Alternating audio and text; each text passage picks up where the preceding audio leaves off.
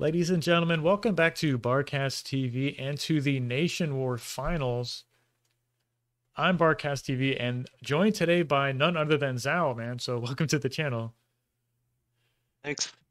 Glad to be here. Yeah, man. Would you mind introducing yourself for people who don't know who you are?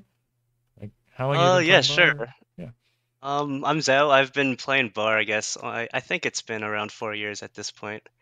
I guess I'm a decently high-rated player, but I mostly specialize in team games. I haven't done too much of the 1v1 stuff, so unfortunately haven't shown up too much in Barcast's YouTube channel, but we are now, and I'm looking forward to this cast, and it's going to be a lot of fun. Yeah, for sure. And thanks for coming on. And it's been a long time coming. I guess I'll say that, right? So Oh yeah, for sure. so this is the Nation War Finals. I guess I can introduce a German team if you want to introduce the Americans. We have spawning on the right side of the map, Teriyaki Philo as the red pieces, Blossom as the yellow. I do know Blossom. Let's get this underway here. Random variable as the orange pieces, and Lewis B288, who I have seen lurking in the 1v1s. I've seen this man practicing, so definitely want to throw that out there. And we have on the left side the American team. You want to introduce us? Yeah, so in the back here we have God Hates Cowards, also known as IWC. On the top we have Raigeki, and then I think in the middle we have Xerxes, a goated APM player. And we have Austin, I think the highest rated small teams player here on the hill. So it looks like the two teams kind of have the same spawns going on. Looks like this is kind of an established setup that people are going for. Um, I'm most interested to see what the back two players kind of do, because they can either Mm. go like T1 and support up front really hard, or they can tech, or they can go air. Quite a lot of options that they can do. Looks like a bit of battery play. I wanted to ask, how do you think 4v4 differs from like 5v5s or other size team games? Is there any like big difference you can note, or how it might play I differently? mean, yeah, so if you compare this to like an 8v8, obviously, like I know they're playing on a smaller map here, so it's kind of still like the idea of maybe one-ish lane per player, kind of how 8v8 has it. Very narrow gameplay, but even then, you see on a map like this, 4v4, everyone's kind of got one idea of a lane. It's still much more open. You see a lot more mexes to raid. You see a lot of that kind of stuff going on. Like these ticks here coming in from Austin, they're going to be able to cover a lot of ground, hide behind this mex right here. There's a lot more of that early game gameplay, I think, Mm. in these smaller team games than in Mm. 8v8.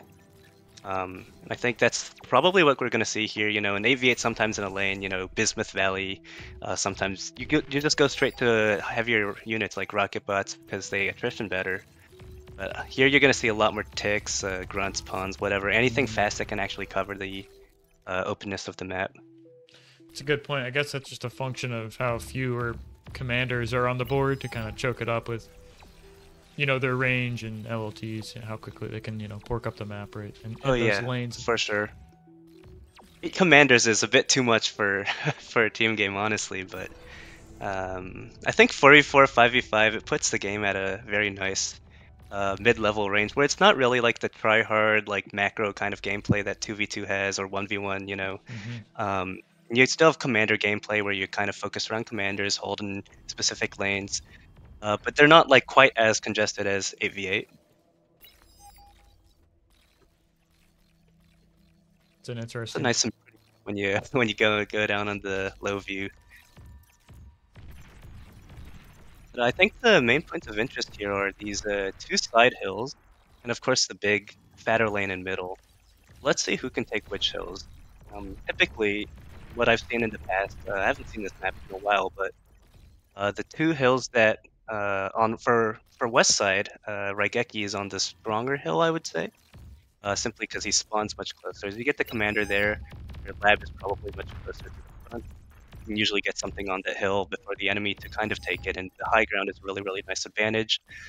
But we see Austin; he's already pushed up a bit here.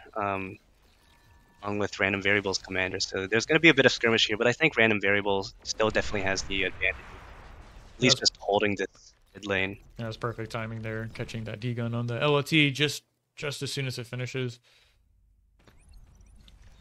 This is what I love to see. Air Scout in front of your bombing run, so he might be able to run that into Austin's base, who's actually suffered some damage. I didn't quite catch that yet, but there's still grunts in the back line picking off mexes and harassing, so, you know, like you were saying earlier, the extension of that, like, early raiding part of the game is still happening as we got, you know, grunts in the back line still wreaking havoc, right? Exactly, and that little grunt raid from random variable is going to be devastating. Maybe even more devastating is this bombing run. You know, you just see it hitting some wins. It doesn't look like all that much, but it's huge at this stage of the game when people don't have quite a lot of energy.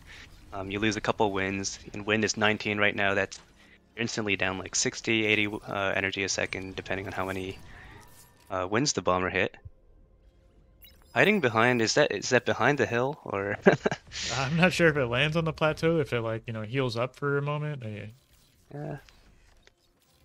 One thing to add, though, too, is, like, you know, you lose your wins and you don't quite have the build power to replace them, so you might be tempted to like, you know, use your commander to replace that, but of course you're kind of giving up tempo in a way. The last thing Austin wants to do right now is be making wins with his commander. Right, exactly. Right? But this is random variable taking advantage of that. He's already pushed up to, oh, that's a add D-gun. Centurion, you really don't want to get D-gun, but random variable's pushed up really far. He's way past the hill. But the other hill with Blossom and Raigeki, that's still kind of going along with the skirmish. Not quite yet settled who has the hill.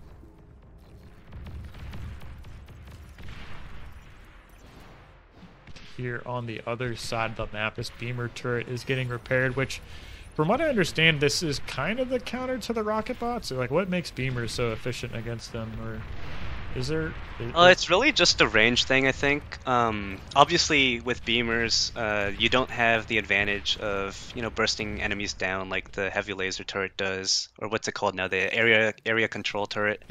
But the constant damage is still, you just have like pure stats. It's decently tanky enough that you can tank and repair off the damage from a couple of rocket bots. But eventually, when the rocket bots get enough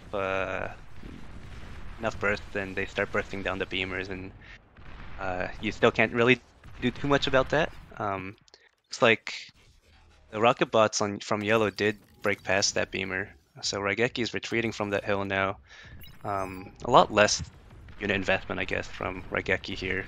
That's a huge swing, really. Now Blossom's got control of this hill. You can start, like, you know, forcing raids maybe off the side of that. Meanwhile, on the south side, we've got like these Thugs versus Centurion battles. I guess this has become more common as the in the past couple of weeks. Did we see the meta shifting? Yeah, I mean, Centurions, especially in like the some of the higher rated 8v8 lobbies, they've kind of come out to be some of the best possible T1 units you can have at this stage of the game. Looks like Austin's actually trying to fire that Rex so that it can't be res, and he does get that, which is really cool to see. But he's still getting pushed back by the Thugs. The Thugs do have a little more range than the Centurions. But the Centurions are so tanky. Like, he's not actually losing these Centurions, and he can kind of zone the enemy from actually pushing in on him, using them. Centurion's just a really, really good unit now that it has a really good targeting. Used to have a bit of a delay when re-picking a target when turning. Yes, right. Doesn't have that anymore. You can do some pretty tight micro with it, zoning out commanders and a lot of the T1 units. It's not really too much that is able to kind of push back the lane against Centurions. Yeah, I think that's why we both kind of gasped there when that one Centurion got D-gun there. It's kind of like the last thing. They are so microable, right? And like they're pretty expensive as well, so it's kind of like the last thing you want to have happen to those. That is the downside of Centurion. They seem to be really, really amazing against so many of the other skirmishy kind of T1 units, but the range difference between a Centurion and a commander isn't that big. Centurion with perfect micro and perfect ping, can kind of permanently kite the commander, and it's really, really strong because of that. But if you look away for a second, or I don't know, if you even lag for a bit, then you could get D-gunned there. And then suddenly, you know, you spent so much on the Centurion, and it represented, what, like a third of Austin's army at the time? Right, right. It's really, really devastating early. This is a great position here from Blossom. He's got the high ground, he's got rocket bots kind of pushing Raigeki away. It's unfortunate he can't really get to the base right now. I see some decent scaling going on in the back for really both players.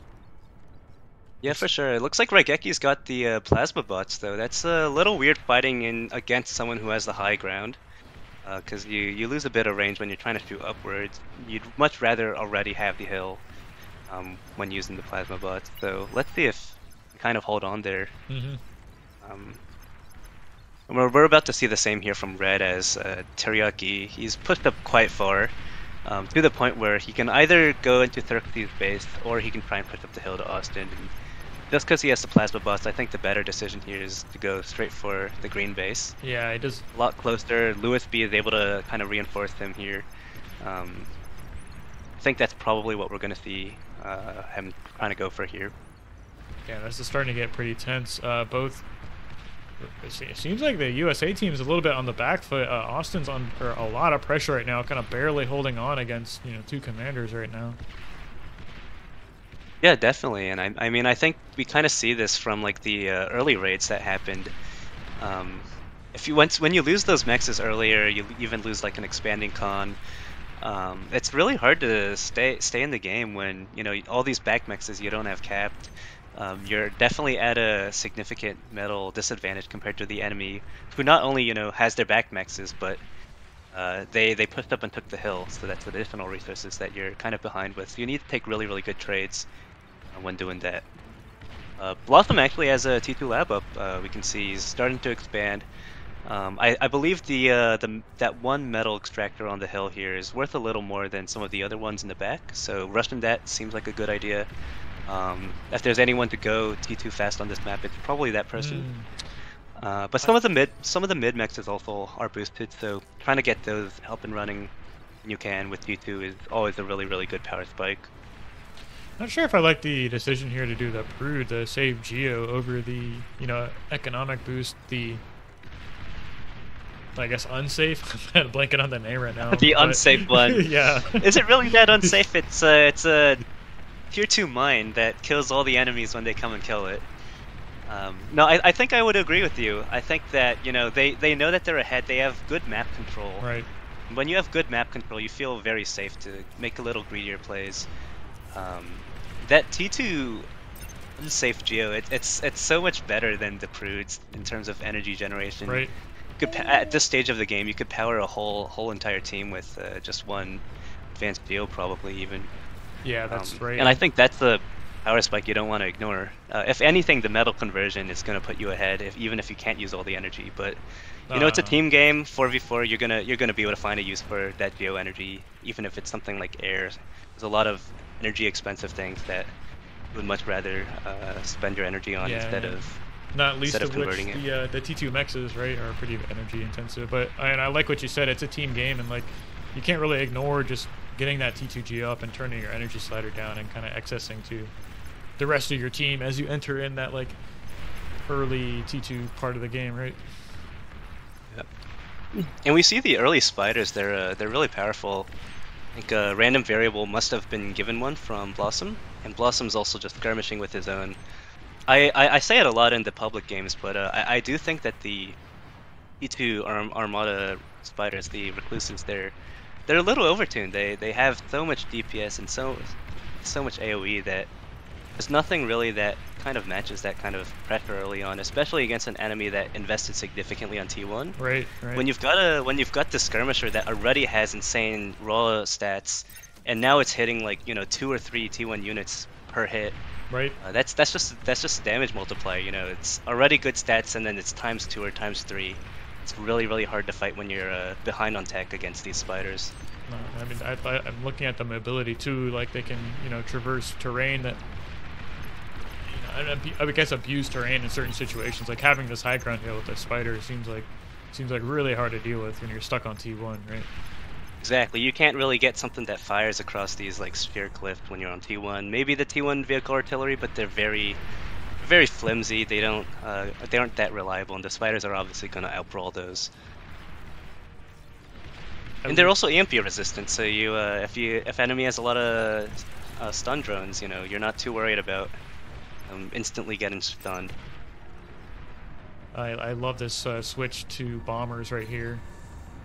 Surprise bombing Yeah, round. it's always amazing. The arm bombers are always a little sus to look at, but you know, they if you're trying to kill Winds, Nanas, all the flimsy T1 stuff, you know, arm bombers are still going to do the job. And I think at this point they know that the enemy hasn't shown any kind of T2 presence, Right. despite, you know, you having your own spiders for the last couple minutes. So they know that there's the enemy is kind of behind. They probably don't need to go for a T2 lab snipe or a fusion snipe or something. Or even like they can probably safely assume at this point that the enemy doesn't have the advanced BO yet to hit. And then, you know, T1 bombers aren't all that bad when that's what you need to do. The tick spam is nice against the spiders. He's kind of scaring them away and pushing them back, especially with the cloak commander Right. jammer. That might be the only thing that he can do in that scenario, because making other T1 units is kind of just beating against the spiders, and there's so many of them. Let's see what he can hit with these bombers. This looks like it could end the game right here. It's not a lot of anti-air, and the team doesn't have any fighters or anti-air at this time. So he's gonna get multiple bombing runs off, right? He can move past this base. Exactly. Got some nice One scouting. base to another. If they're well microed, he could even kill, like, you know, every single mechs in the back line, just split off a couple bombers and take that out. But before we can see that happen, I guess Team USA is going to go for resign here. Wow, GG.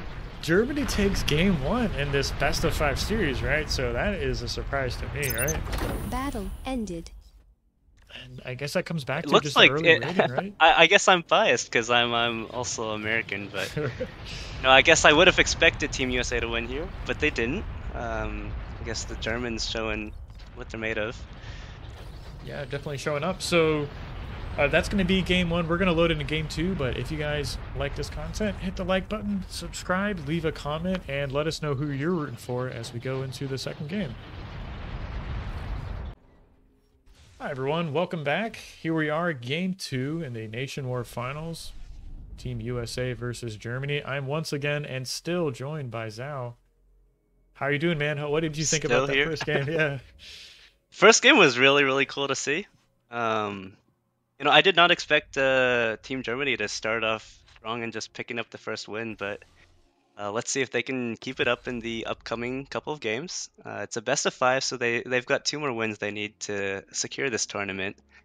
And I think looks like we're going to see some maps that are quite a bit different. Yeah, So I don't think I've played many games on. Is this an AV8 map? What is this? So I don't know what kind of what team size would be best for this map. It comes around in the 8v8 lobby a bit, and then I'm usually the guy who instantly votes it off because I don't like this map. But a lot of people seem to like it in 8v8. It's got this weird kind of lake in the middle where, you know, 8v8 it's a lot more congested, so someone usually ends up going shipyard very early there. If anything, the first thing, you know, picking up the 3 mexes into walk into C. But let's see Okay. if that happens in this game, because, you know, 4v4, they've got plenty of ground again, like we mentioned in the last game, to cover early. You don't want to, you know, like rush straight to mid, drop like 1,000 metal on a destroyer. You still need to purchase a lab even, but that destroyer is not really going to have as much range and as much impact compared to just, you know, securing all the mexes on your side and trying to deny some of the enemy ones. So. Hmm. So let me ask you, what do you think about like off front on 4v4s? Is it different than 5v5s, or is it more map dependent? Like how do you handle that? I don't want to say role distribution, but what do you think in these positions of this map? So I guess in general, it depends a lot on the map you're playing on. So I think last game we saw both teams kind of had the same kind of start spots, and then they kind of had a different strategy where Hmm. USA had a battery player and Germany started with a bomber and an air player. But on a map like this, you see with the USA, they've got their spawns spread out quite evenly across the map, like 1, 2, 3, 4, almost perfectly in their individual lanes, if you kind of picture lanes here. Right, Um, right. I think that does make a lot of sense to me because, you know, like I said, the map is pretty big. There's plenty of expansions to grab for kind of everyone in all of these positions here. It is a little scary to fight against an early air player. But It's really there's a lot that you need to achieve with that air initial, let's say, bombing run if you do it, or maybe shurikens if you're going for those. Right. You need to do a lot with air in order to make that start work out for you. And I think what we're going to see is West team is likely going to pull ahead on metal income simply because they have so many more potential paths for fast expansion early. Right. Right. And you need to do a lot of damage with the air. We see 2 bombers, I think, Two coming out bombers. here. Right. This is strange to me because like the air's been revealed, so you know you have to get value now, right? And it's kind of Right. not sure if I agree with that even just making 2 because I want to say you just kind of want to transition out of air as quickly as possible and get into those expanding cons, get into those T1 units. Exactly. Right? If anything, I disagree most with it being Armada air. I think a lot of people feel like Armada's not that great with the T1 bombers.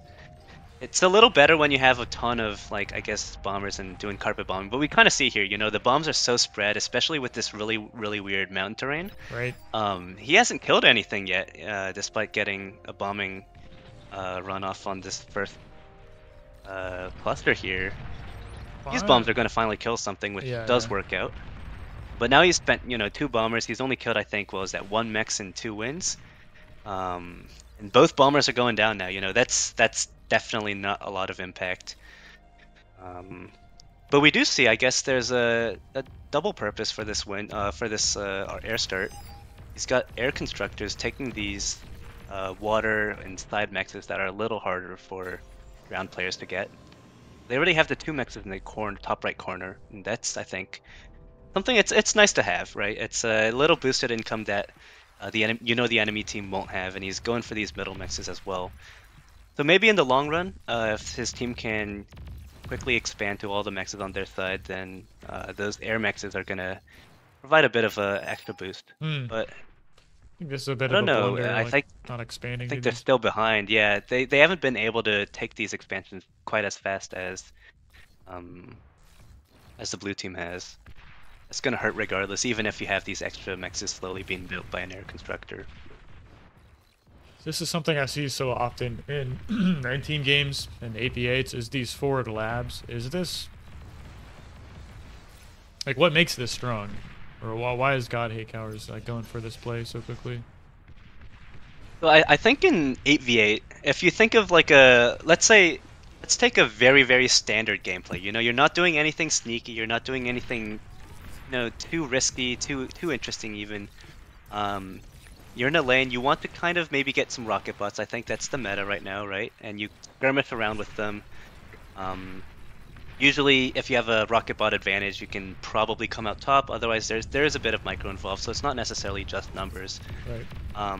When you get the front lab, that distance between that front lab and where his spawn was all the way in the back, you're going to get the units that you do build to the front much faster. And I think that's what he's going for here. But Hate Cowards, especially in 8v8, you see him doing a lot of front labs.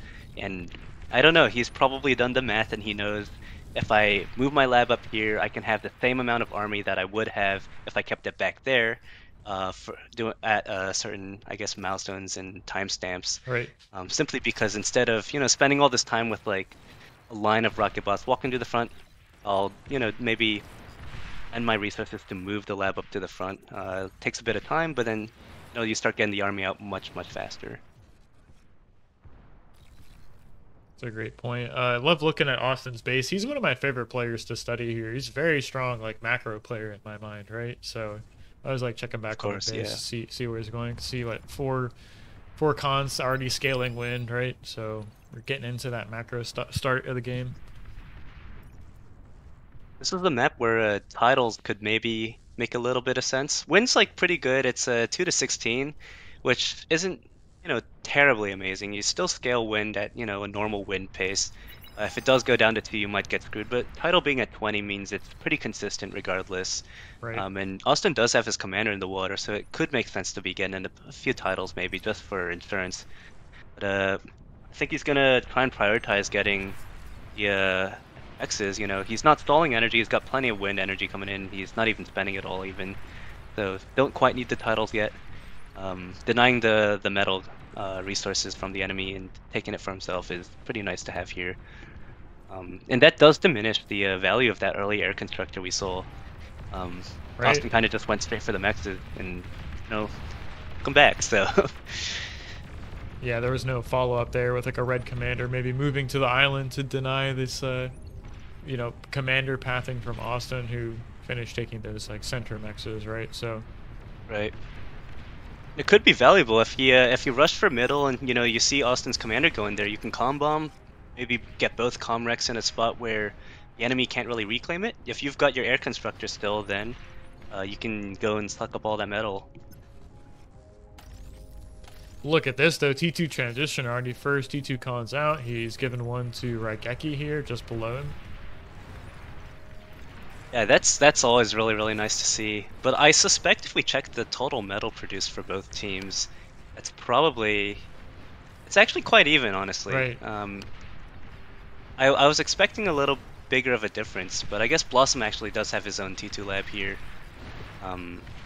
It's weird with the stats panel because if you reclaim a live unit, for example, you reclaim your lab to move it to the front, that reclaim metal does get counted into your metal produced, so it's probably quite an even metal produced game here.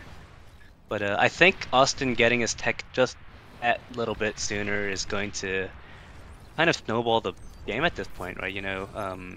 He's going to get his T2 mexes up. It looks like Blossom's actually going straight for spiders without going for T2 con here. I don't think I quite agree there. But he is getting quite a bit of pressure from on his front. I think he feels like he needs the spiders to push back these rocket bots. But I don't think I agree with that decision. I think that when you go T2, you really want to take advantage of this big economy boost that you can get. If you go T2 and you feel like you need to make units first, maybe you've gone T2 a little too soon.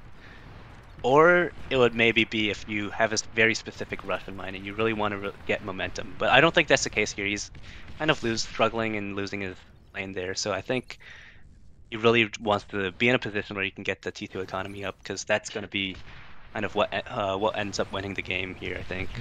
That's a great point you made about having the T2. Like if you feel too pressured to not make the con first, maybe it was a bit too early going T2, right? So that's something exactly I like to point out. It's a good going point. back to that idea of like the front lab, the spiders that he's made, he's got 2,000 metal invested in spiders. They haven't even reached the front yet, so it's he could have had all his base mexes upgraded by now, and been in roughly the same position.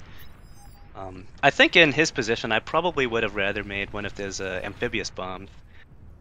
It gets to the front, I think, a little sooner than these spiders will. And, if enemies not really paying attention or they don't have the right kind of units to kill it before the bomb rushes up, you can kill all of these rocket bots. They're clumped up. That AoE is going to be insane. How are rocket bots dealing with those mobile bombs even? I don't think you see those. I think the mobile bombs can dodge pretty much everything a rocket bot's going to so you need some of the other units, Centurions, maybe like something lightweight like ticks and grunts and stuff to actually kill it. Pork is obviously nice if you have a laser tower up front, but naked rocket bots, I think they're not really going to be able to reliably hit those bombs. The bombs have quite a small hitbox. I think now we're going to see these spiders, now that they've actually finally made it to the front. They should be able to, in theory, really chip away at these frontline T1 units and kind of dominate on that aspect. One thing I noticed. But let's see if he can get enough value from that. Yeah. One thing I noticed from last game about the spiders is it seemed like it was Raigeki was on the north side last time, and he was able to back up and maybe buy time against them. It's not like they really overwhelmed their lane, so to speak. It's like, yeah, they might be able to skirmish really well against T1, but I still think at the cost of not making a T2 con earlier, really wasting build power resources, right? Right, yeah. When you make a trade-off like that, deciding I'm not gonna eco, I'm gonna instead use those resources to try and pressure my front more, you're kind of putting yourself on a timer. It's some sort of an all-in. These D-guns are pretty devastating. 2 spiders, that's like 800 metal right there gone.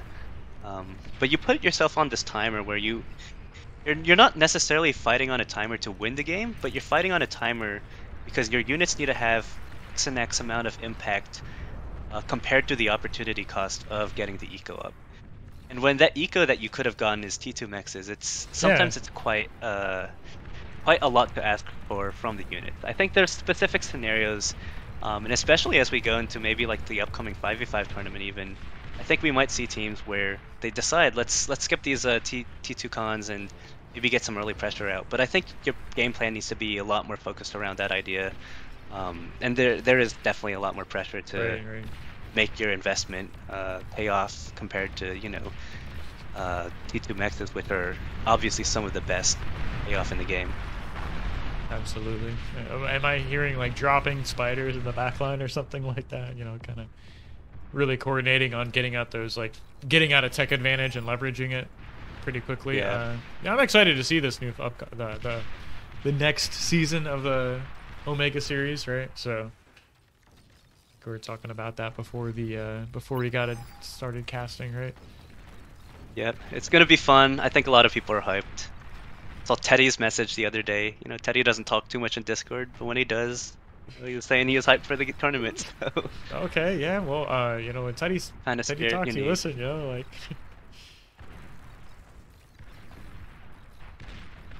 Austin here, he's making good use of his tier 2 units now. He's pushing up with the shut-ins. You can kind of take away all these tier 1 defenses for free and skirmish away some of the mobile units. But I think he just has so much more eco. If we look at his base, he might even have okay, he's getting his fusion up, but like the full T2 maxes, some of his back expansions are also already T2. It's just such a big economy difference because each one of those maxes you end up producing 4 times. I think Blossom, he's just gotten his base maxes upgraded. Gonna get some of the expansions up front now.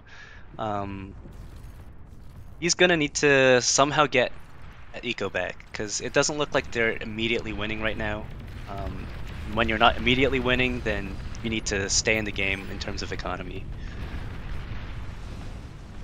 Those fiends are just shredded all those grunts. How did I miss this? But there is a bombing run coming, classic Blossom here, right?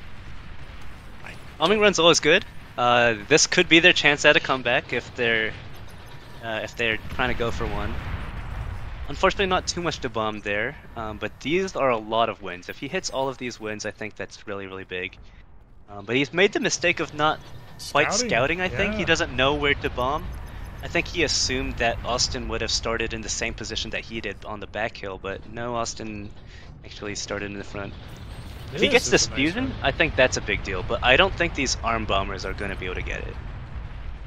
Oh my Austin's gosh, got a where did flak these up, flags come from? Yeah. Flak and T1 anti-air, and now the fusion's getting repaired. He's not going to get that. I think if he had Cortex bombers and he targeted directly on the fusion instead of a little to the side trying to AoE for the lab, I think he could have gotten it. Yeah, the first pass, if he had scouted it with the first pass and the second pass and actually cleared it out, I think he could have gotten that, which would have been a huge swing, honestly. That would have... Yeah, that would have been what they needed. Maybe take out the fusion. If he takes out that fusion, then that flak's not going to go up, right, because of the explosion. The fusion probably takes out most of the nanos, and then you can call the wins, and that's a big impact. But we've got some platypus now, so Blossom's got some nice tricks up his sleeve. He's doing good transitions, one strategy to another. That's the kind of stuff that keeps your opponents on edge, and usually generates some kind of good value. Let's see how it does here, though, because they shouldn't perform too well into fiends. And Thurx is actually doing some really good self-Ds here, or just maybe one self-D, 2 self-Ds. Yeah, that was nice. Yeah, he gets a few dents in those platypus, but they will be able to rate some stuff. The question is just how much.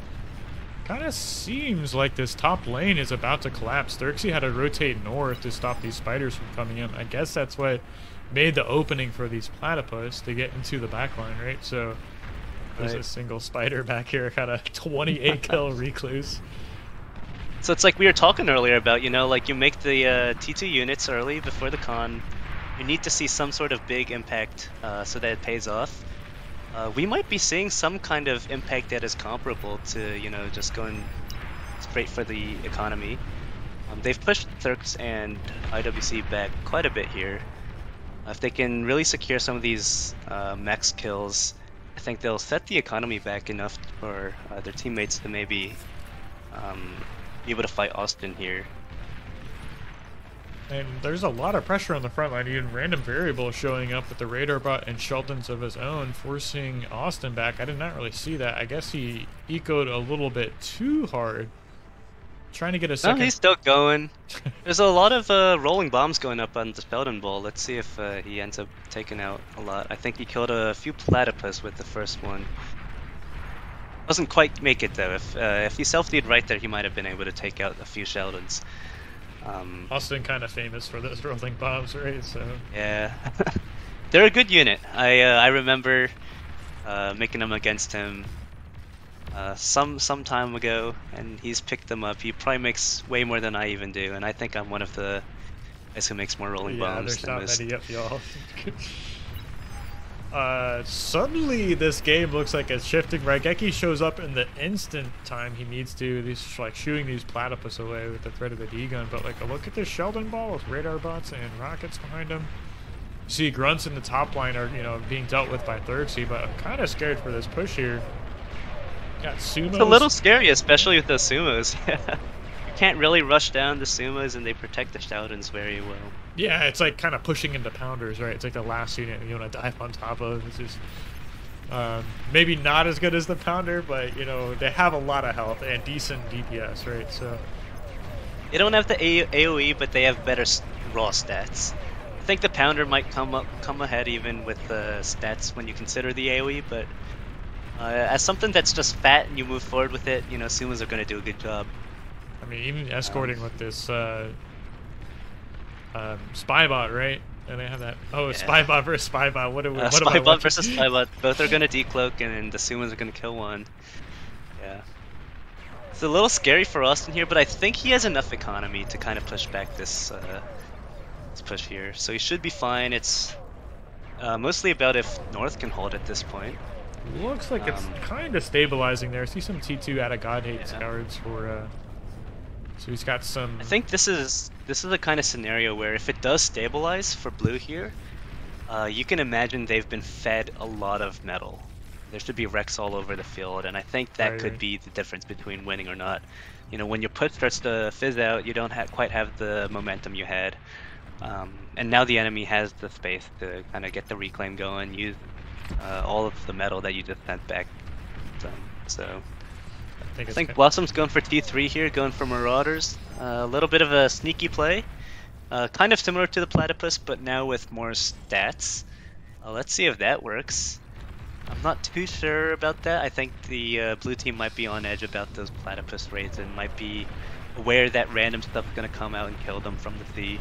But, with more stats now, maybe the blue team can underestimate them and do what they need to win there.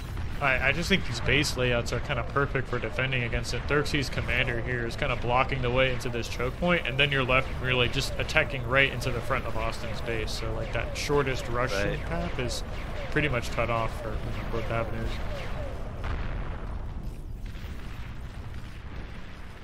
I think strategically, I feel like blue team did misplay significantly here, though. I think blue team has 3 Cortex T2 labs right now, right? And they had them for quite a while. I think Raigeki, Austin, and Xerxes, they all have Cortex T2 bot labs. Yeah, right there on the front. And I don't like that. I think that if you're going to purchase multiple T2 labs, it's really helpful to take advantage of the full unit roster and get multiple different types of T2 labs. Especially if you're going to get them all, like essentially right next to each other in close proximity. Right, I agree. Yeah, I mean, you get a lot from changing the lab. For Third sure. commander's going to die here, and that's kind of what they're relying on to hold this choke against the Marauders. So these are going to get in at least. Now it's just kind of, can they find places to kill and thanks to damage? See a T2 point defense here on the high ground, so you really can't turn that way to Austin's base. So these Marauders are going to go straight into the back line here. Seems like there might be just enough PD. I guess it depends on what direction he wants to take these Marauders, right? Goes up the hill, which I think is the right decision there. There's the run into the laser towers is probably a bad choice. And at least kill these mechs and the resers that were trying to res them. he needs to find a lot of impact, I think. There's more and more metal piling up right at Austin's doorstep, and now Austin himself has T3. Right.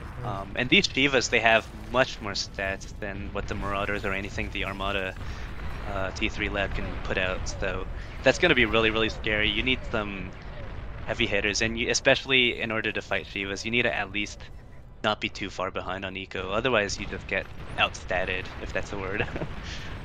I think I have to agree with you. The Shivas are pretty insane.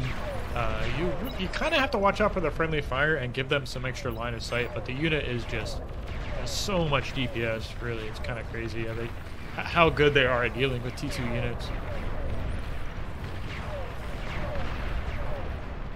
And T3 units for that matter, right? I mean, Shivas can take on Razorbacks if I'm not mistaken, right? So yeah, if anything, I would say that Shiva's generally hard counter Razorbacks, which is an impressive feat, but I guess that's kind of what you'd expect from something that's kind of in the same idea of, you know, like a range-ish T3 unit with much lower speed on the Shivas than the Razorbacks. And usually the game design means that the slower units should beat the faster ones.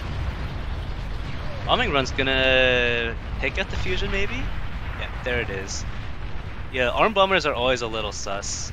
If the last couple bombers didn't make it, then that fusion might still be alive. This game is kind of all over the place right now. Yeah, I can't quite tell who's winning right now. I think Austin's Shiva push is perhaps unstoppable, but Germany is taking some good trades across the map, especially IWC. I think he's down to like 2 mexes and a couple wins in his base. He doesn't even have anything, so... Bombers in the back are just about to get cleaned up. I see some fighters out for Austin now, so finally committing to air himself. That should shut down bombers for the rest of the game here. Yeah, that initial power spike of just having a little bit of your own air is really big. It means the enemy needs to start investing in their own fighters to kind of continue bombing. Marauders are going to kill Raigeki's comm. I think that was the Marauders. He doesn't have any left to keep raiding, but I think hitting comms at this point of the game is always valuable. I think blue team's down to its last commander, and they've got a lot of bombers here, so if they can find Austin's comm in his base, then no, they could just outright end the game here. Yeah, but it looks like they don't quite know where it is. Yeah, I'm not sure if I agree. Like, T1 bombers aren't super good at dealing with T3 units, right? So yeah, maybe they're the only things you have to kind of fight against the Shivas, and you know, something has to stop them. The Shivas can't hit back at the air at least, so damage you are doing is, I guess, considered free. There is an opportunity cost, but there is a big problem here for Team USA in the fact that IWC has gone down, so now this top lane is completely wide open. There's grunts and marauders like spilling into the backline of Thurksy. Soon to be Austin, right, who's already set up some kind of defense here, but this is not what you want to have happen, you know, 25 minutes into the game. It's kind of exactly what Germany needs to get back into the game, right? Right, yeah. It feels like one of those like base race kind of 8v8s that you sometimes see. Doesn't look like blue team has that big of a lead into the enemy base, but I think the battle lines are a bit deceptive here. I think Austin's army has so much value with the Shivas and so many stats that it's going to be hard for Orange to stop them the moment that he does push.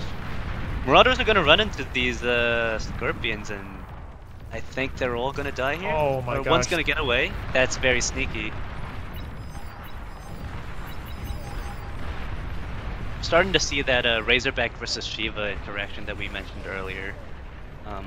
The Razorbacks are significantly faster, but it's really difficult for Razorbacks to put into Shivas, especially if the Shivas are hiding and making full use of their range. But you know, EMP here, if you can stun them, you can kill them for free, so... See grunts taking on Shivas. He got 215 HP. Is it going to go down? This is a nice little cleanup. Go through the Razorback.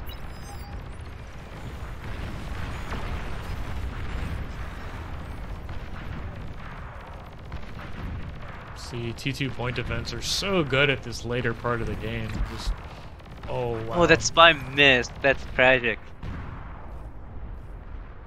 You know, I think spies they have a variable self detonation time, right? So might have been why Austin didn't quite hit the Razorback there. It's not consistent? It's feels, not the same counter? I don't think it's consistent unless they've changed it. To my knowledge, they haven't. But I think that self-D'ing, usually there's like about a 1 second window where there might be some kind of differences. So if we look at this spy, surely they self-D here. Yeah, so that was around 2 full seconds of walk time before he self-D'd it. The other spy that we saw Austin have, that was just about 1 second. Right. So there's about a 1 second difference in self-D times that we can see. I think that's why Austin missed it there.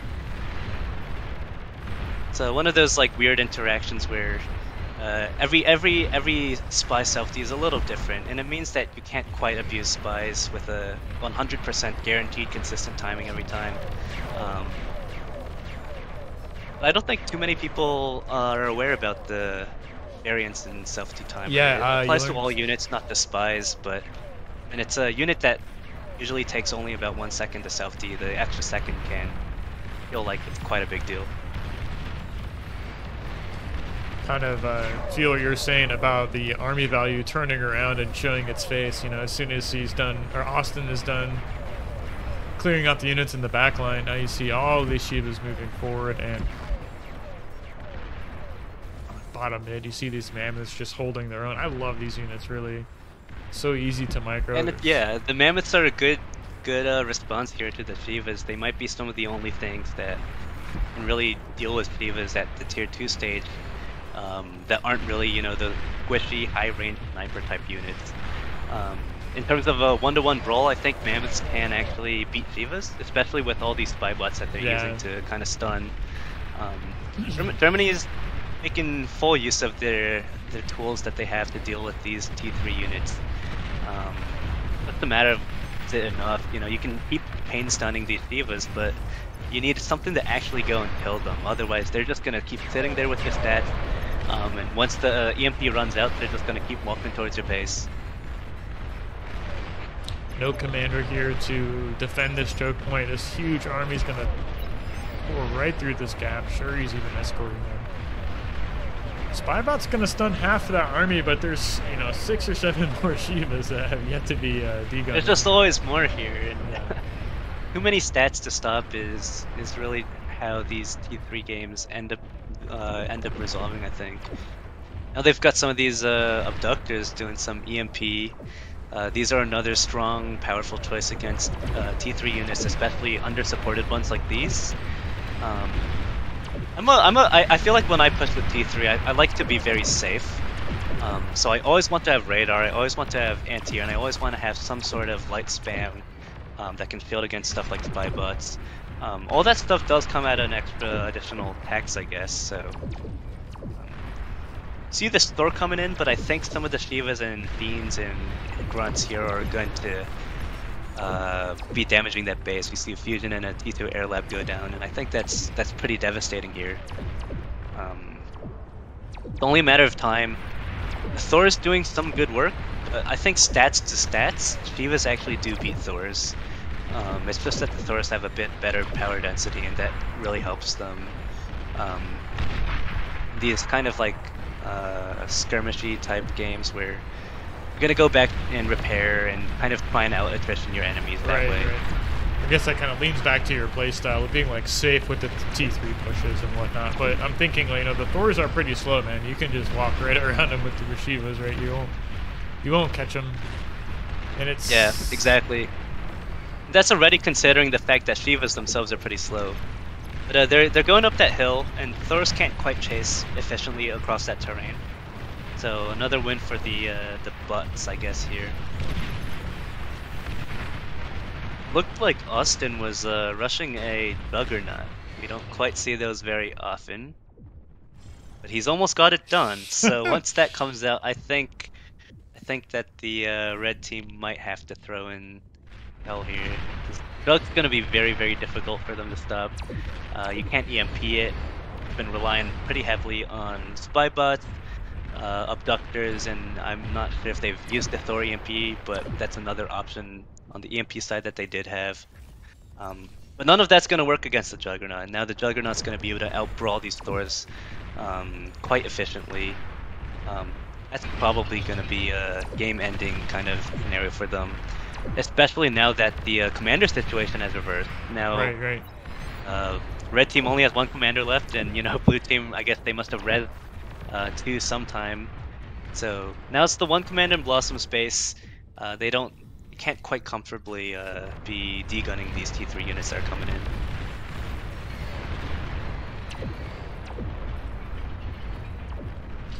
That is the pressure you have when you're down to this one commander, right? You can't just stand in front of that Juggernaut as it moves across the map. It's like their one vulnerability, right? Is just stepping in front of them with that cloaked commander, right? But yeah, and there it is. Let's see if it makes it across the map in time for us to see it killing some stuff. these stores do seem like they do a decent job against the Shivas, right? I don't see this interaction too often. T3 arm versus T3 core. Right, yeah, I think for Shivas, if you want to win against Thors, you need to take full advantage of your range, right? Because Thors don't have all that much range. It's, I think, 540 range on the Thor main weapon, maybe. And Shivas should have 650 on that main plasma cannon. The missiles, the rockets have a bit more range, I think 800, but they might not always be hitting the Thors. Right, right. Thor's fat enough that they might, but the 650 range plasma cannon's the much more consistent weapon on the Shivas. If you walk backwards, since the plasma doesn't have very fast projectile speed, you can get a little more kiting range out of that. Using that range advantage, you can start bursting down Thors before they even get in range to fire. If Thors catch up to the Shivas, I think they start killing the Shivas decently efficiently. And as always, you can run away and repair. The power density is really nice, as you won't die. But Shivas, being a unit that costs less and has less HP, they're gonna eventually die over time. And then the EMP missile that Thors have is very powerful against Shivas, and that might be pretty much your only out against well micro Shivas. You need to EMP things so that you can actually push in and close that gap. I'm gonna see some EMPs hit. Only one Shiva is gonna be stunned here, but we're gonna see that Shiva probably die. Yep, there it is. Like we mentioned, you can't EMP that Juggernaut. The Juggernaut's gonna be able to skirmish these Thors down at range. That main cannon just like obliterated a huge blob of grunts. That was kind of hilarious to see. I don't see these interactions that often, right? But I mean, how do you stop this Juggernaut, right? Is walking through the doorway now. I mean, that's the last thing standing between Blossom's commander here. We do see a bombing run going off here against Sturchy's base, targeting down some of the build power, but Raigeki already has a lot of his own fighters up. He's going to shut down this bombing run. Yeah, the bombing run's not going to be quite enough, I think. Cortex T3 Lab, it's already very tanky. You can't snipe that very easily. You're going to lose a bit of build power. Maybe he got a fusion or something. Thurx is asking in chat for a fusion, so it's likely that some of his energy went away. It's not that big of a deal at this stage of the game, losing a bit. The air investment probably cost a lot more in the first place. Blossom's actually going to walk in with the last commander here. They know that that's their only option, and you were asking just a bit ago, what are the options to kill the Juggernaut here? It's just the commander. They don't really have anything that can kind of outbrawl for a decent amount of cost here. I think maybe some kind of gunship play, they can kind of be killing the Shivas and the Dug, but they don't have air superiority anymore. That's not a great option for them. Here's the commander. I think this might be the end of the game. He's gonna degun the Jug, but he's probably gonna lose his commander. So close. Yep. There it is. I wonder if he had waited like maybe a couple more seconds and like the Shivas kind of stepped forward into that range of the Juggernaut there. But I mean, I like the call to try and do something with the commander, right? I mean, you're losing the game anyways if you can't stop the push. Right, So. exactly. I think they had to go for that commander play, and it was they got the Juggernaut. It's at the end of the day that they did remove it, but unfortunately it's the last commander, and there's just a bit too much. But if it's the difference between losing the game for sure against the Juggernaut or losing the game 90% of the time trying to degun the Juggernaut. Right. You know, you got to take the 90% or the 10 or yeah, the 10% odds to win over the 0. 0% chance to win. Yeah, 0-0. Right, right. Yeah. So USA ties up the score 1-1. I guess they make it a best of 3. So we'll see you guys in game number 3. Ladies and gentlemen, we have arrived. Game number 3 in the Nation War Finals. USA versus Germany. Zhao is still here. How are you doing, man? I'm still doing great. We just saw a bit of a longer game on the I forget what that map's even called, but let's see if this one on Tangerine is going to be as interesting. I think the last game was really, really even for quite a bit, and we saw Germany pushing in on the north side with the T3 Marauders. It looked like they were almost about to win, but they didn't quite get the win. So let's see how this one ends up. I love this Tangerine's start a already very here. interesting map. I like the idea of having the double co-op in the front. You know, you're gonna make the decision to just focus in on these 2 lanes. I know in like the 5v5 tournament when we played this map, I think teams usually put 1 person in the water. But you know, when it's 4v4 and you've got all this stuff on the land, maybe it's not as wise of an idea to start in the water. Yeah, you can't forego that like power you have on the ground, getting the pieces on the board right quickly. Yeah. So it looks like Austin's doing a air start.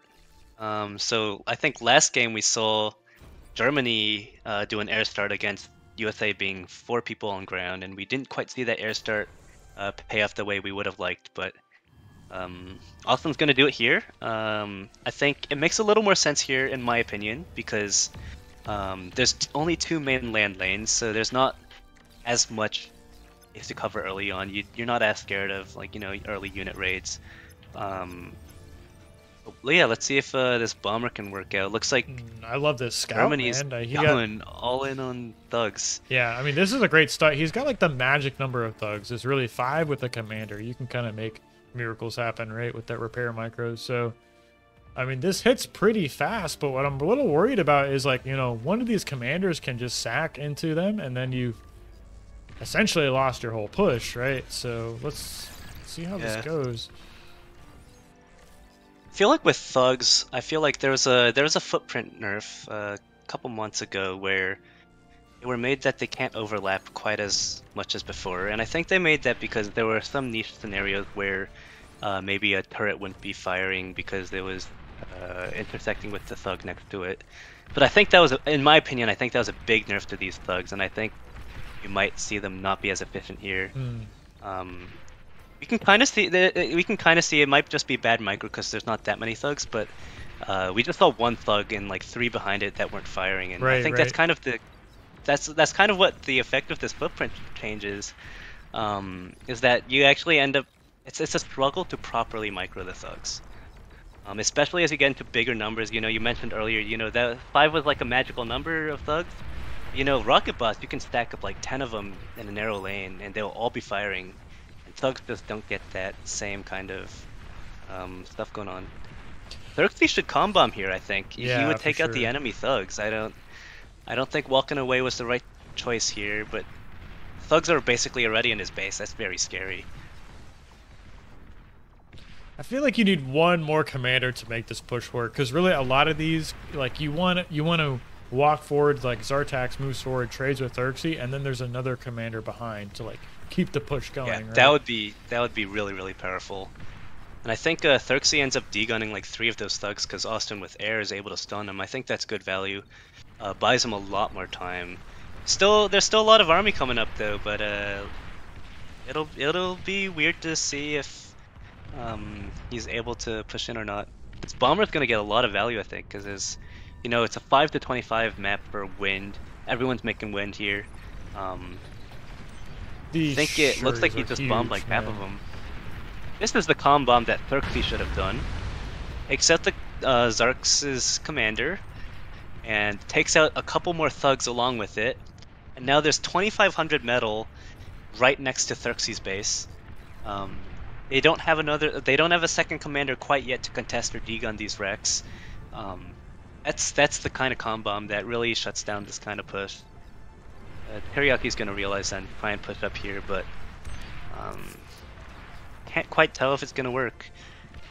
Zark's is gonna pull off some of his thugs to kind of raid because he got past the hill, but I think this is a mistake against an enemy with air. He has one anti-air bot, but I think they could still get stunned if Austin stockpiles a bit more. Maybe he should have waited for this commander to kind of show up, because Xerxes is so low right now, and like as you're saying, like these units can get stunned like quite easily, right? I can't imagine them getting damage done over here, but I mean, we'll see. There is one AA bot with this, so you know you really can't trickle in Churius to deal with this, but Xerxes splits off. It's looking a bit scary there. Yeah. It's could hit for some damage. I think the pink grunts coming in and killing these mexes and wins, that's really powerful. Yeah, this is looking really close. Like suddenly the rocket bots like chewed through Raigeki's LLTs, right? So now this looks like a random variable advantage right here. Still a lot of pressure on Xerxes. When you see those thugs coming up, you know, most of your build powers, maybe your commander, it's easy to drop LLTs because they do offer you a bit of defensive support against the thugs, but then the rocket bots outrange them, and yeah, I guess they're gonna resign here. They've called it GG here. Battle ended. So that was a very, very fast game. Okay, yeah. So I guess Germany wins game number 3, right? So they're on match point going into game 4, right? That was crazy. What do you think USA might have should have done differently, right? Because like Austin had that initial scout, right? Was it like going air first was the blunder, perhaps, or like? I mean, he saw it. They saw it immediately, right? So, I think going air first could have worked out, and I think how I would see that working is if the guys on the front responded a bit better to the incoming push. I'm not sure how much early scouting they had. It looked like everyone might have been Cortex. I think people usually, if they're Cortex, they don't quite scout as much as if they're Armada and can just make a tick and walk across. right. But even assuming, like, at the points that they notice that, you know, enemy has, you know, like 5 times my army, I think there's ways you can instantly adapt your gameplay. I think if Thurx the com-bombed at that one moment we saw, he would have taken out the commander and all of the early game army, and I think that would have shut down at least one of the lanes of the pushes. But it's very easy when you have a choke like this to pork up and play defensively. I think another mistake they were making was they tried to match units for units with the same kinds of units against someone who had a build that was putting out, you know, more of the same units. And I think, you know, if you're fighting, I don't know, as an example, 5 thugs, but you only have 3 of them, you know, it's not going to be a fun defensive game for you because you're not going to be able to take efficient trades with that. Both factions kind of have orc options that would would do well here. I think Dragon Claws are just really good in general, but if they're Cortex, you know, you can make the double LLTs. You want to get something down. You want to get perk down. You want to get a bit more build power so you can repair the perk well. And then from there, once you have a established defensive position that you know you're not going to break, then you can start thinking about, oh, well, will I start making more units and try and skirmish them down, or trying to out micro to get better trades? That all can happen once you're no longer, you know, in a direct threat of losing that big choke point. I think we saw a lot of grunts coming in from Zarx's side with Hem and Teriyaki. IWC had a good combom. That was maybe their only chance at that point of the game at really coming back there. But then Zarx responded well by instantly moving a handful of grunts through that gap that was now created, taking out a bunch of eco on the other side. That was that's my take on how they could have maybe held longer. What do you think, though? I think it might have been something like getting the com bomb earlier, right? Because really both those pushes on the left and right side are contingent upon like having this early pressure and repair with the thugs, right? So like say if Team USA was able to trade 2 comms for their 2, like Team Germany's 2 comms, like maybe Austin reinforces Xerxes' position over here and like Raigeki's still around, and like they can start reclaiming one of the sides, or even like triple, like you see this so often in APA. It's like, well, you trade 3 comms over here, right? And now there's no pressure on the left side, right? from a commander Right. and units. So it's like you secure this 3,500 metal, maybe you sack this base on the right side, and then just take the game from there, right? But um, I wouldn't know anything about sacking comms and team games devolving into those kind of situations, right? You gotta try that out in your next 1v1. You Yeah. see a big army coming at you, select your comm, self hit Control D, and then walk it in. Yeah, right.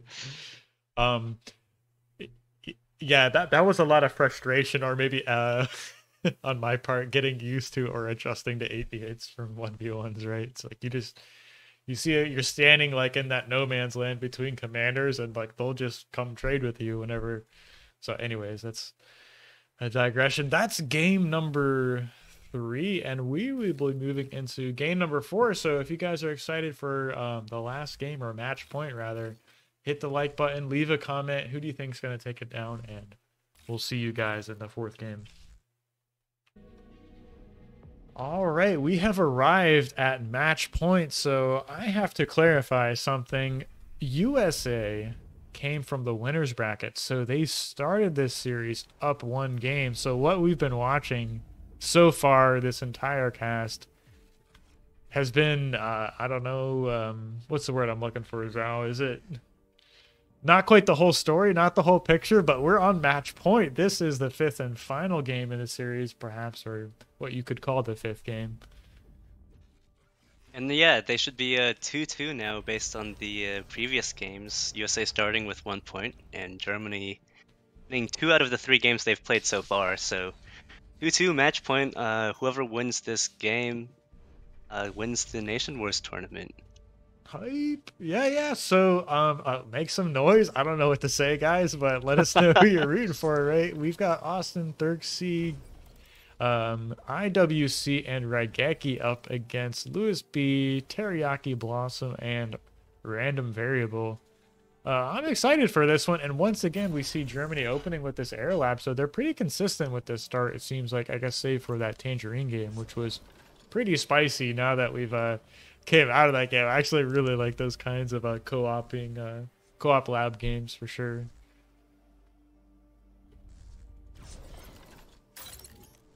I think this is gonna look more similar to that second game we saw. Looks like USA is 4 ground, and Germany is gonna have that air start again. Mm-hmm. And we've been kind of talking a lot about, well, are these air starts really worth it in these games or not? We'll have to see if it works out this time again. I love the air scout first, really. I mean, yeah, it does reveal the fact that you've gone air, but you get to see what races their opponents are. You get to see, like, there's nothing crazy coming your way. You can see the spawning positions, right? Where is their strongest player? I guess that's something to know. But, Raigeki and Austin seem pretty even. I mean, 50 plus is 50 plus, right? Is there much of a difference between 50 and... I guess Austin is but like that bar Jesus level, though. I think he was 60 plus for some period of time, right? So, who am I to know? See that quick little skirmishes here in the middle. The ticks here from Louis B, trying to find some value. Is there a lot of reclaim on this map? I see a couple of resbots out here. Is this a plus 60 E per second or a plus 30 E per second map? You just never know. Right? Yeah, it looks like a plus 60, but I think there's just a handful of clusters of trees. I think there's definitely enough trees that, it's reliable. You can get a good amount of reclaim off early.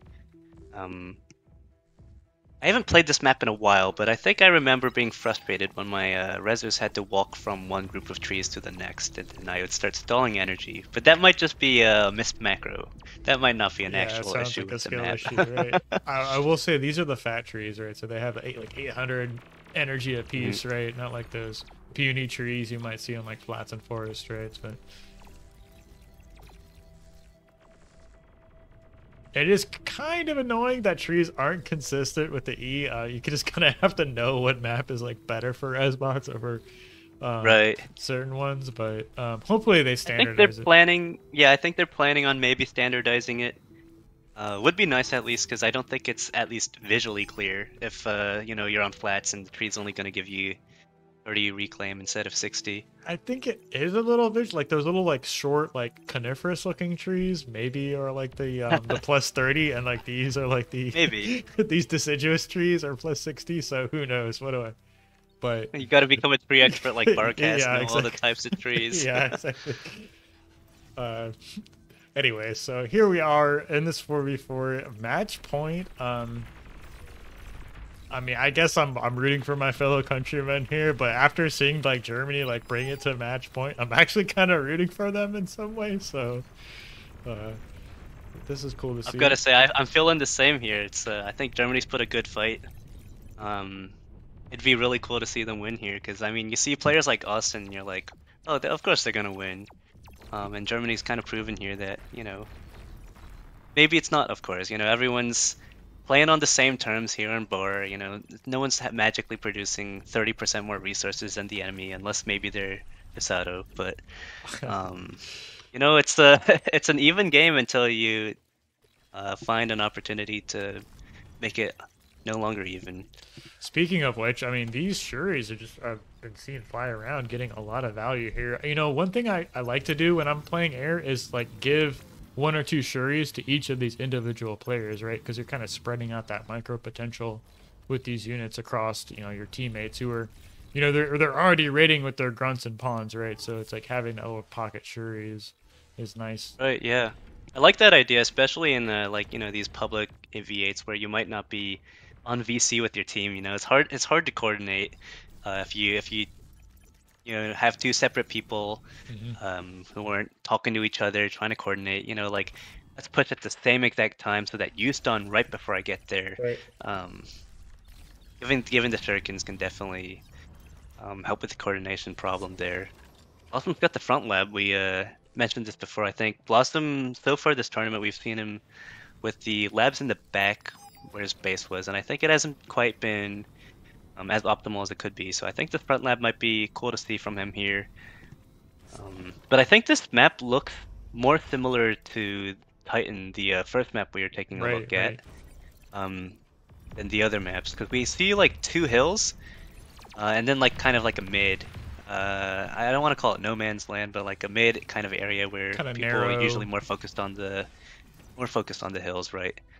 These hills are a lot bigger though. It's you don't just like walk your commander up for 2 seconds and now you've taken the hill. You have to actually go and fight for the whole area. This is really tense right now, and it's unfortunate. I see these two Centurions a little separated from the commander. This is not what you want to have happen. You want to be able to repair these units. I think Raigeki had a bit of an opportunity to kind of dive on those, but that moment seemed to have been passed, right?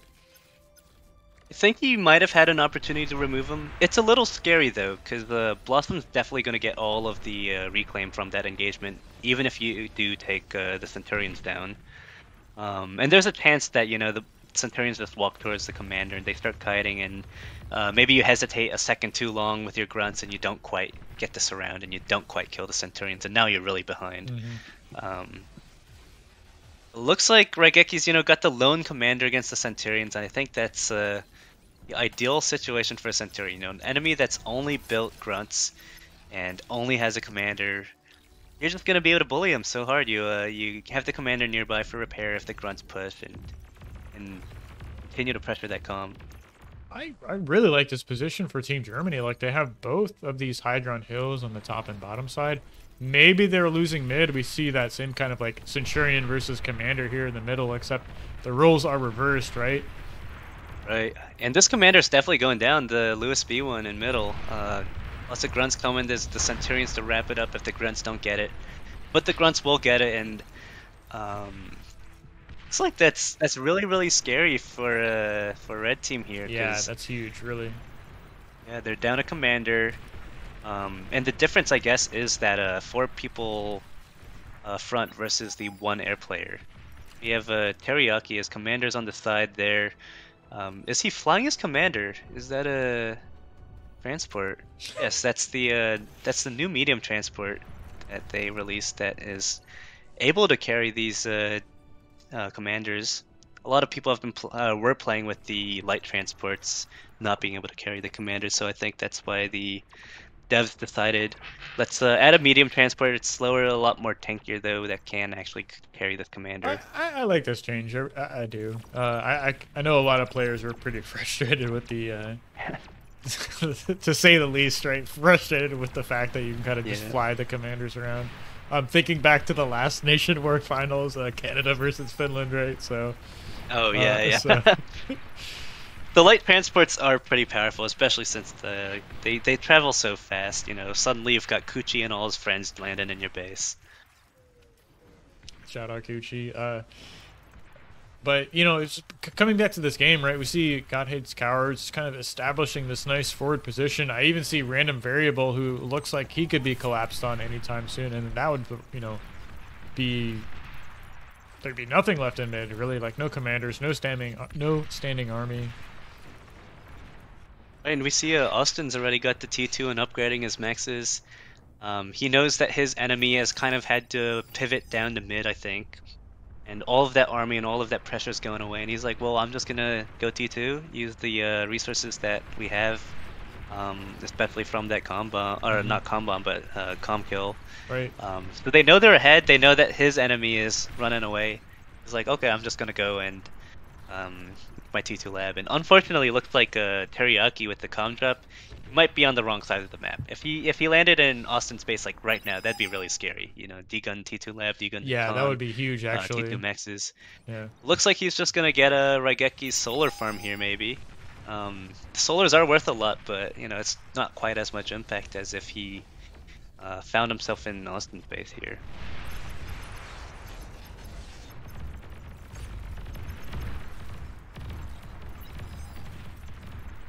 This is push kind from of intense, IWC. Right? Yeah. That is. He's quite pushed up. He has a lot of wrecks to maybe reclaim or res. But I think he's drawing 3 people away from their individual lanes, right? He's got Random Variable coming down from the hill. He's got Blossom coming down from the hill, and he's got Lewis B, who he's been fighting this whole time. It's taking a lot of pressure off of his team here. And is he gonna lose a commander here? Maybe he doesn't even. The pawns look like they aren't quite as microed as they should be, and the Centurions might kill them. If he doesn't even lose his commander here, that's a huge loss for red team. I've with 2 different armies there, and the armies all died. And IWC is still fighting strong, so that's really scary for them now. I mean, that was a huge blunder, really. Like, I mean, you have to take this commander down, right? It's like, you know, had this coordinated attack, right? Random Variable was a little bit tardy to the party there, but I guess finally IWC goes down. If he doesn't go down here, that'd be really sad, because now Random Variable is sending his whole army here. That commander should be really low now. Is he gonna get it? Grunt's coming, and surely that takes care of it. Oh, no, D-guns, right? Oh, no D-guns. They get it.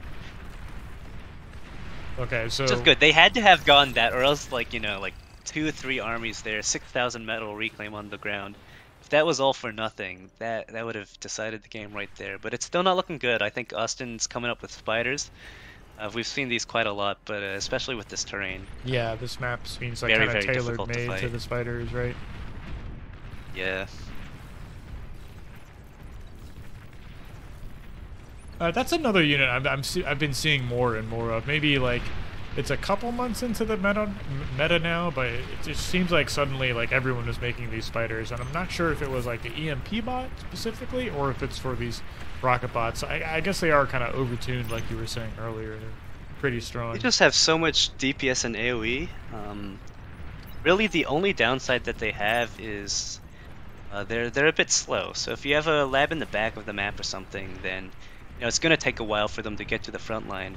If you have a front lab, you know, the speed's no longer that big of an issue. And even with, you know, Austin from the back of the map coming up, you know, we already knew he was quite ahead. And now when these spiders do hit the front, you know, they have so many stats. They're going to take care of these T1 pork items really, really efficiently.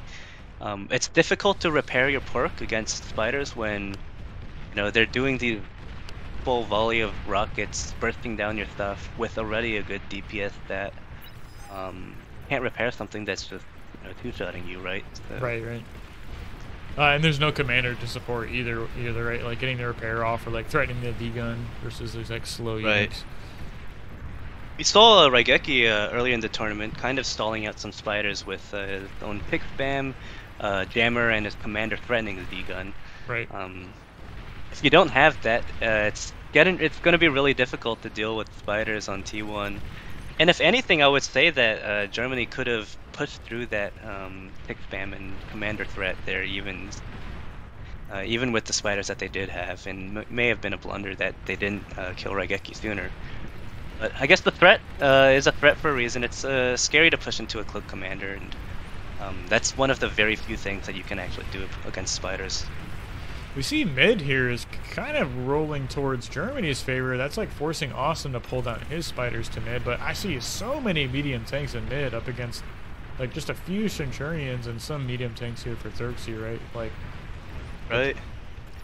You're getting a bit of ground here, but I think the problem is this tank army represents the entirety of that like 6,000 metal reclaim that they just kind of fought for.